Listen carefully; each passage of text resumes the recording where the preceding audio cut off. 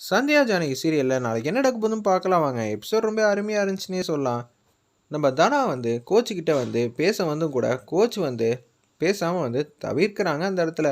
நீ என் கூட வந்து பேச மாட்டீங்களா அப்படின்னு சொல்லும்போது தனான்னு சொல்லி கூப்பிட்றாங்க. கொஞ்சம் நேரம் கழிச்சு தனலட்சுமி வரத்துக்குள்ளே இன்னொரு பொண்ணு வராங்க. நீ நல்லா வந்து ட்ரெயின் அப் பண்ணி சில பேரால் தான் சாதிக்க முடியும்னு நினச்சிட்டு அவங்க வந்து அலட்சியமாக இருப்பாங்க.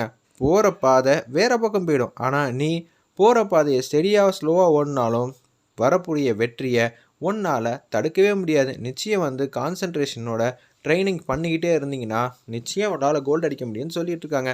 அதே மாதிரி தான் இன்னொரு பொண்ணுக்கு வந்து சில பேர் தான் இங்கே நம்பர் ஒன் நினச்சிட்டு இருக்காங்க. ஆனால் அவங்கள விட நீ ஒன்று குறைச்சி இடப்படக்கூடாது. நீயும் நல்லபடியாக வந்து கோல்டு அடித்து நேஷ்னல் லெவலில் வந்து ஜெயிக்கணும். கோச் உங்களோட ஆசை கனவு எல்லாத்தையும் நான் நிறைவேற்றுறேன், எனக்கு ஒரு சந்தர்ப்பம் கொடுங்க, இது மாதிரி வந்து கேட்குற பற்றியா, இதுவே நீ ஜெயிச்சதுக்கு சமம் அப்படின்னு சொல்லிட்டு இருக்காங்க. ரொம்ப சோகமாக வந்து வீட்டுக்கு போயிட்டு இருக்காங்க. அந்த இடத்துல நம்ம ஜானகி அம்மா வந்து கேஷுவலாக வந்து எந்த பிரச்சனையும் இல்லாமல் சீனோ சாருமதி கல்யாணம் நடக்கணுங்கிற மாதிரி யோசிச்சுட்டு இருக்காங்க.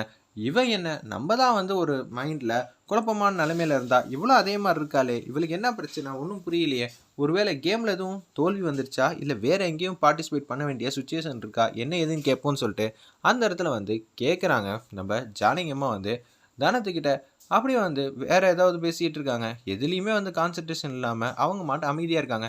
ஏய் தனம், நான் ஆரம்பத்துலேருந்து பேசிக்கிட்டு இருந்தேனே, அது ஏதாவது கேட்டியா அப்படின்னு சொல்கிறாங்க. அந்த இடத்துல என்னம்மா பேசினேன், அப்போனா உனக்கு பிரச்சனை இருக்குது, என்ன பிரச்சனை அப்படின்னு சொல்லும்போது பேட்மிண்டனாக கொஞ்சம் நேரத்துக்கு முன்னாடி வந்து தூக்கி போட்டாங்க போல இருக்குது, பேட்மிண்டன் எங்கே இருக்குது அப்படின்னு சொல்லி கேட்குறாங்க. அம்மா எனக்கு புரியலம்மா, ஏய் ரூமுக்குள்ளே வாடி, உனக்கு ஏதோ ஒரு பிரச்சனை ஆயிடுச்சுன்னு சொல்லிட்டு ரூமுக்குள்ளே போயிட்டு கதை வந்து தாப்பா போட்டுட்டு கேட்குறாங்க. என்னையாச்சு பேட்மிண்டன் எங்கே? அம்மா இனிமேட்டு நான் விளாட மாட்டேம்மா. ஏய் அதில் நீ எவ்வளோ சிறப்பாக வந்து விளாண்டேன்னு எனக்கு நல்லாவே தெரியும். அப்படி இருக்க சூழ்நிலை நீ எதுக்கடி விளாட மாட்டேன்னு சொல்லிட்டு இருக்க? யாரும் எதுவும் பிரச்சனை பண்ணாங்களா, இல்லை நீயா வந்து ஒதுங்கிக்கிட்டியா? அம்மா நானாக அதாம்மா ஒதுங்கிக்கிட்டேன் அப்படின்னு சொல்கிறாங்க. எதனால? உனக்குள்ளே இருக்கிற ஆசை கனவை தான் நான் பார்த்தேனே, அதுக்கு தான் முழு முயற்சியாக நான் சப்போர்ட் பண்ணுறேன்னு சொல்லியிருந்தேன். அப்படி இருக்க சூழ்நிலை நீ ஏமா இப்படியெல்லாம் முடிவெடுத்த அப்படின்னு சொல்லி கேட்கும்போது அம்மா கிட்ட எப்படி சொல்ல முடியும்? கோச்சை தான் நான் லவ் பண்ணுறேன், அவர் என்னை லவ் பண்ண மாட்டேன்ட்டாங்க, இன்னொன்று என் பக்கம் கூட ட்ரைனிங் கூட வரமாட்டேங்கிறாங்க.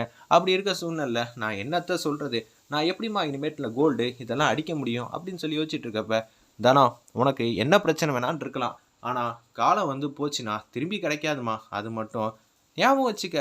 சில பேர் காலத்தை இழந்துட்டு பின்னாடி திரும்பி பார்க்கும்போது தான் எதுவுமே இல்லாமல் இருந்திருக்காங்க. தயவு செஞ்சு நீ புரிஞ்சுக்க. நீ கண்டிப்பாக இந்த வயசில் வந்து ஜெயிச்சே ஆகணும். வேறு எதுலேயும் வந்து கவனத்தை வந்து திசை திருப்பாத.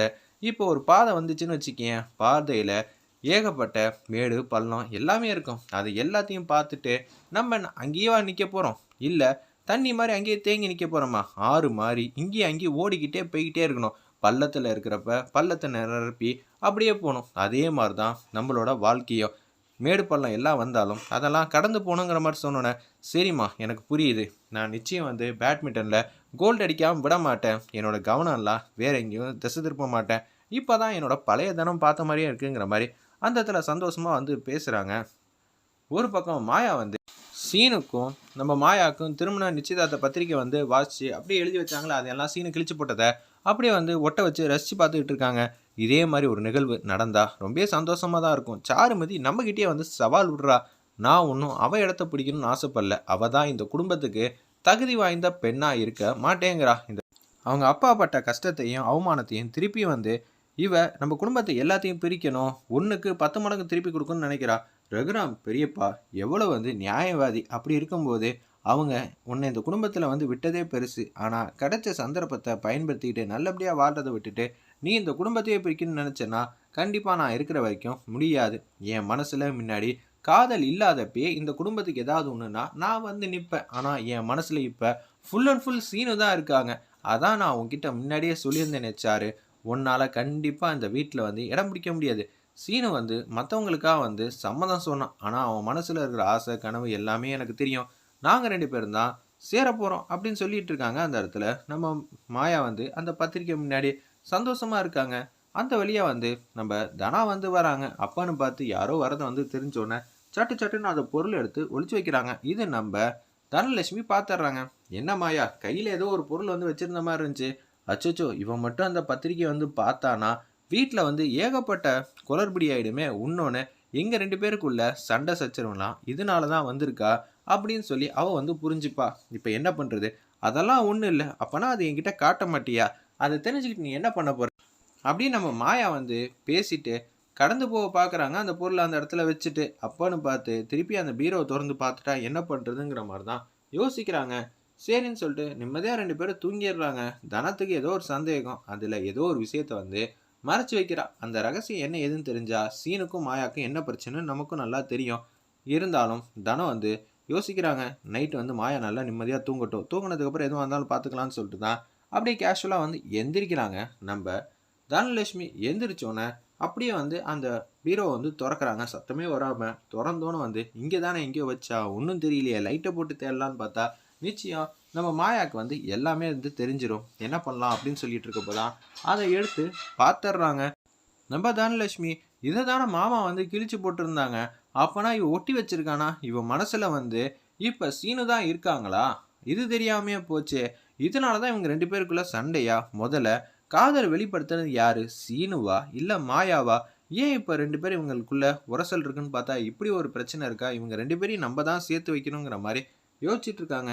ஒரு பக்கம் கார்த்தியும் நம்மளும் லவ் பண்ணுற மாதிரி மாயாவும் சீனு மேலே வந்து அன்பு பாசம் வச்சிருக்காப்புல இருக்கு. இதை எப்படி வந்து வீட்டில் இருக்கிற எல்லாத்தையும் வந்து சொல்கிறது ஒன்றும் புரியலையேங்கிற மாதிரி பட்டமாக இருக்கிறப்ப டக்குன்னு வந்து இது எல்லாம் வந்து மாயாவோட கனவு போல தெரியுது அந்த இடத்துல. ச்சே, கனவு தானா இப்போன்னு பார்த்து அந்த இதை மட்டும் பார்த்துருந்தா என்ன ஆகுறது, வீட்டுக்குள்ளே அவ்வளோ ஒரு குளறுபடியான ஒரு விஷயம்லாம் நடந்திருக்கும் அப்படின்னு சொல்லிட்டு இருக்கப்ப கேஷுவலாக அந்த பொருள் இருக்கா இல்லையான்னு சொல்லி திருப்பி வந்து பார்க்கறதுக்காக வந்து வராங்க. அந்த இடத்துல தான் இருக்குன்னு தெரிஞ்சோன்னா கதவை சாத்திட்டு அப்படி வந்து மாயா ஃப்ளாஷ்பேக்குக்கு வந்து போகிறாங்க.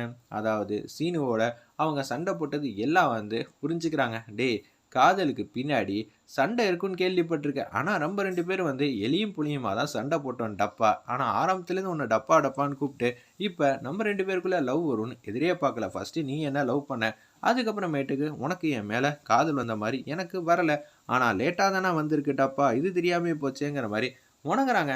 என்னது டப்பா டப்பான்னு சொல்கிறேன்னு சொல்லி தனலட்சுமி வந்து கேட்குற மாதிரி காட்டி இந்த எபிசோட வந்து சூப்பராக முடிச்சிருந்தாங்கன்னே சொல்லலாம்.